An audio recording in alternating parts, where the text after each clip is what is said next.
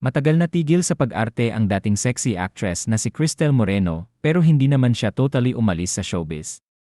In fact, nag-level up pa nga siya dahil mula sa pagiging dating actress, ngayon ay producer na rin siya ng indie film. Ang puon kung saan malalaking artista ang bumubuo sa cast ng pelikula tulad ng mga pumanaw ng sina Ronaldo Valdez at Jacqueline Jose, at sina Gina Pareno, Janice de Belen, Lotlot de Leon, Aramina, Bembol Rocco, Yesi de Vera, Alan Dizon at marami pang iba. Pandemic pa nasimulan ang pelikula pero dahil nagkasakit ang mommy Ana ni Cristel, ang ina muna ang kanyang tinutukan, kaya ngayong taon pa lang maipapalabas ang puon na mula sa direksyon ni Adolf Alix. Bukod sa pagiging producer, direktor din si Cristel ng reality game sa YouTube channel, ang Pinesexy Challenge kung saan tampok bilang mga kalahok ang 8 sexy at palabang content creators social media influencers. Ayon kina Trixie, Aki at Ie Justin, bilib sila kay Direk Cristel dahil grabe raw ang mga naiisip na ipagawa sa kanilang challenge sa Pinasexy Challenge kung saan di nila makalimutan ang mga ipinainom sa kanila na mixture ng kung anik-anik na condiments.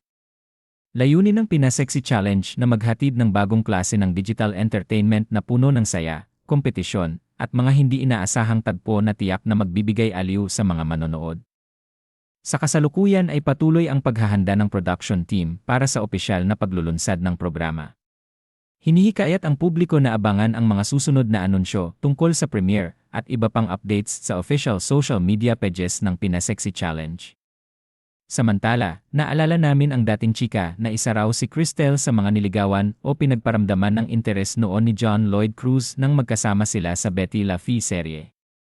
Kaya nang makapanayam namin si Cristel ay ipinalinaw na namin sa kanya ang tsismis. Anya, hindi naman talaga seryosong ligaw ang nangyari. Parang nagda-moves lang ng slight si ay sa kanya, pero hindi raw kasi ang type ni John Lloyd ang gusto niya at tropa lang ang tingin niya rito, kaya ang ending, hindi nga sila nagkaroon ng relasyon. At 35 years old single pa rin daw si Cristel at kontento naman sa buhay niya ngayon. Hindi raw siya naghahanap ng partner in life. Ang priority niya ngayon ay ang kanyang career at pamilya bukod sa kanilang mga businesses.